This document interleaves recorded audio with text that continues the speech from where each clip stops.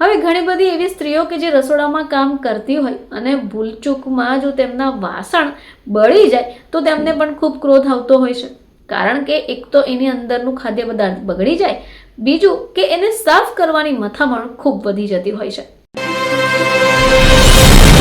નમસ્કાર દર્શક મિત્રો, ખબરછે.com પરથી દ્રષ્ટિ નાયક આપ સૌનું સ્વાગત કરું છું. દર્શક મિત્રો, જ્યારે આપણે રસોડામાં કામ કરીએ છીએ અને ભૂલથી કડાઈ કે તપેલી બળી જાય તો આપણી મમ્મી, દાદી, નાની કે કાકી હોય તે આપણી પર ખીજાઈ જશે. હવે ઘણી બધી એવી સ્ત્રીઓ કે જે રસોડામાં કામ કરતી હોય અને ભૂલચૂકમાં જો તેમના વાસણ બળી જાય તો તેમને પણ ખૂબ ક્રોધ આવતો હોય છે, કારણ કે એક તો એની અંદરનું ખાદ્ય પદાર્થ બગડી જાય, બીજું કે એને સાફ કરવાની મથામણ ખૂબ વધી જતી હોય છે.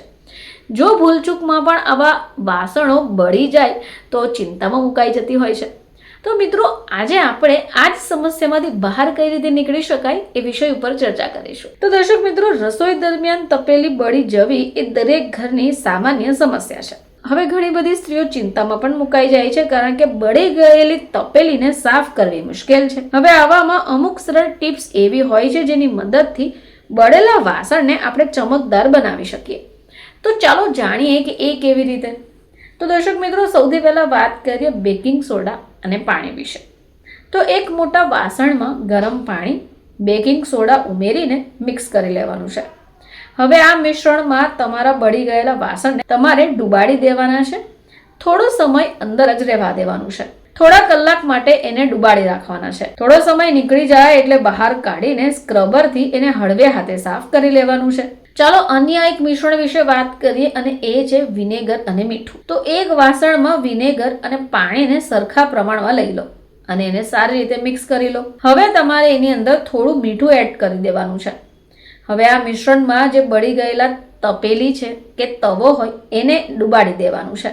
થોડો સમય માટે અંદર ડુબાડીને રાખો અને બાદમાં બહાર કાઢીને સ્ક્રબરની મદદથી ઘસીને સ્વચ્છ પાણીથી ધોઈ કાઢો. હવે અન્ય એક મિશ્રણની વાત કરીએ એટલે એ છે ડિટર્જન્ટ અને પાણી. એક વાસણમાં ગરમ પાણીમાં ડિટર્જન્ટ પાવડરનું મિશ્રણ બનાવી દો.